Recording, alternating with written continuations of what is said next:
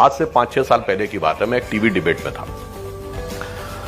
तो एक मौलाना साहब दूसरी तरफ से थे और बहुत एग्रेसिव होकर उन्होंने कहा कि इस देश में हमारा भी एक हिस्सा है, हमारा भी एक हक है जिसको ना बीजेपी छीन सकती है, ना आरएसएस छीन सकती है, ना नरेंद्र मोदी छीन सकते हैं। तो मैंने उनसे कहा, मौलाना साहब आप कह रहे हैं कि आपका हक है और आपका हिस्सा है, आपको याद ही नहीं कि आप खड़े कहां थे? मैंने कहा जब ये देश आजाद हुआ तो लाल किले पर पहली शहनाई बजाई थी किसने? उस्ताद बिस्मिल्लाह खान ने।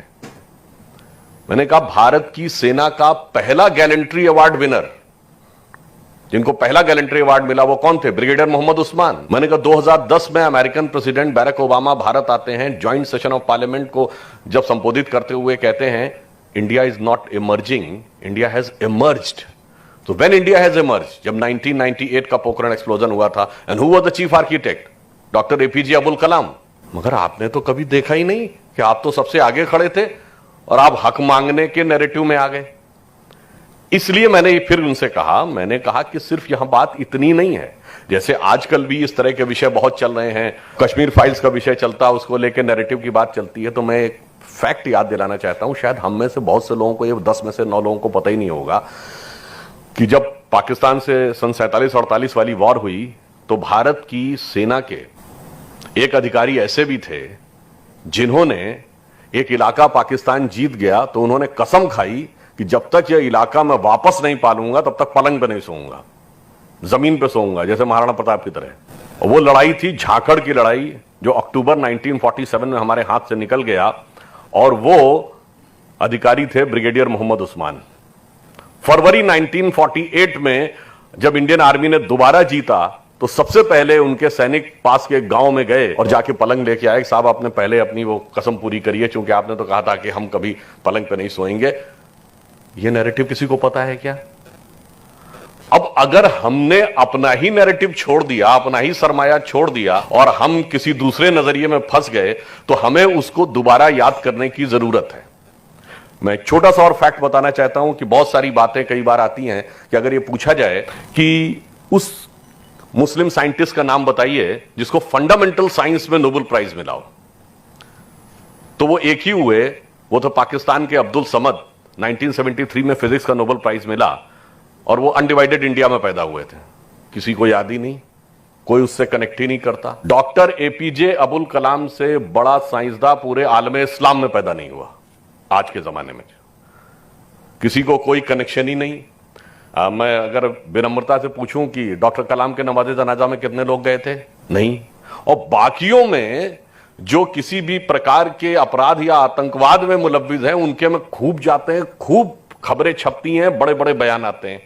तो मैंने तो सिर्फ यह कहने का प्रयास किया कि अगर आप नजरिया देखें तो हमारे आपके पास इतना है कि लोगों को समझाने के लिए नहीं, one of the leading position.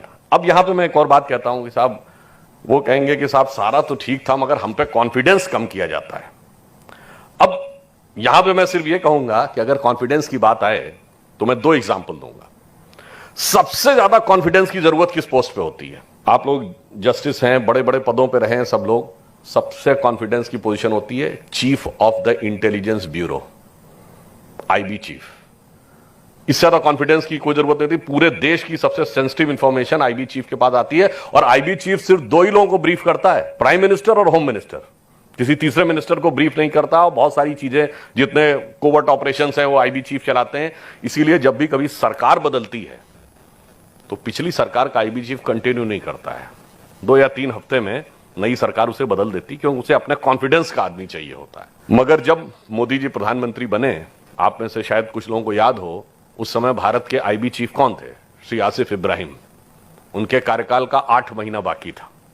2 साल का फिक्स टेन्योर है आईबी चीफ का, उससे ज्यादा भी नहीं हो सकता, कम भी नहीं हो सकता, क्योंकि पोस्ट ऐसी है। गवर्नमेंट चाहे तो बीच में हटा सकती है। अब 8 महीने उन्होंने पूरी तरीके से कार्य किया, पूरे सम्मान के साथ। कभी आपने इस बात पे ध्यान ही नहीं दिया होगा कि मोदी जी की सरकार में आईबी चीफ मुस्लिम थे।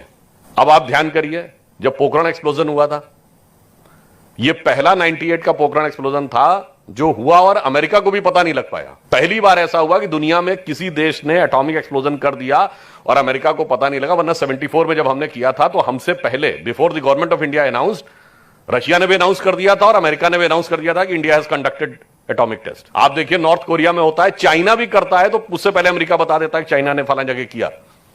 यह ऐसा हुआ था, किसी को पता नहीं लगा और इतना गोपनीय, इतना कॉन्फिडेंशियल मिशन था। अटल जी के अलावा सिर्फ 2 लोगों को पता था, उस समय के हमारे डिफेंस मिनिस्टर श्री जॉर्ज फर्नांडिस और डॉक्टर एपीजे अब्दुल कलाम।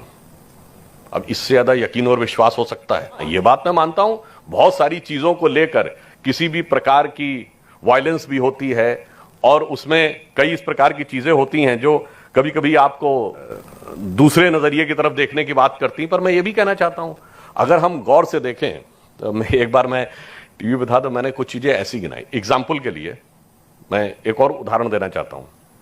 हिंदी में जितने बड़े बड़े कवि हुए उनमें सबसे एक अत्यंत महत्वपूर्ण स्थान, विनीत रायन जी यहां पे हैं, वो ब्रिज क्षेत्र के रहने वाले हैं, रहीम दास का है। अब्दुल रहीम खान खाना, रहीम के खूब दोहे प्रचलित हैं। रसखान हुए, रसखान इतने बड़े कृष्ण भक्त कवि थे कि उन्होंने तो यह तक कह दिया कि मानुष हो तो वही रसखान, बसों ब्रज गोकुल गांव के ग्वारन, और जो पशु हो तो कहा बस मेरो चरो नित्यानंद की धेनु मजारन। इसका मतलब यह हुआ कि पहले तो मुस्लिम हो, कहा मेरा अगला जन्म हो, और कहा अगला जन्म मनुष्य के रूप में हूं तो ग्वाल बालों के बीच में, और पशु बनूं तो गायों के बीच में, जिसमें नंद बाबा की गायों के बीच में चलते थे। सैयद इब्राहिम रसखान, कृष्ण भक्ति के सबसे बड़े कवियों में से एक, जिनका नाम था आलम शेख। आप जानते होंगे, आलम शेख ने इतनी कविताएं लिखी कि उनके लिए तो एक फ्रेज यूज किया गया कि भगवान कृष्ण की जो नवरस में मूरत है, कि नवरस में मूरत सदा जिन बरने नंदलाल आलम आलम बस कियो, यानी आलम शेख ने पूरे आलम को बस में कर लिया, दय निज कविता जाल। मगर हमने कभी उसको सुनने की कोशिश ही नहीं की। और तो बताता हूं, अब्दुल रहीम खान खाना ने वैदिक एस्ट्रोलॉजी पे एक किताब लिखी है, संस्कृत में लिखी है, जिसका नाम है खेट कौतुकम। हमें उस विषय में पता ही नहीं रहता था। अब आप ये बताइए, हम गंगा जमुनी तहजीब की बात करते हैं, इसकी शुरुआत कहां से होती है? शुरुआत होती है दारा शिकोह की किताब मंजुमल बहरीन से, जिसका मतलब है 2 समंदरों का मिलन। उसी ने सबसे पहले उपनिषदों का फारसी में ट्रांसलेशन कराया और उस किताब का नाम रखा Sirre Akbar, words of the god. वहां से लैटिन में ट्रांसलेट हुआ, लैटिन से जर्मन में आर्थर शोपेनहावर ने ट्रांसलेट किया। आप सोचिए कितनी बड़ी लिगेसी, और उस लिगेसी को हमने बिल्कुल छोड़ दिया। अब हम लोग बहुत सारी ऐसी बात कहते हैं।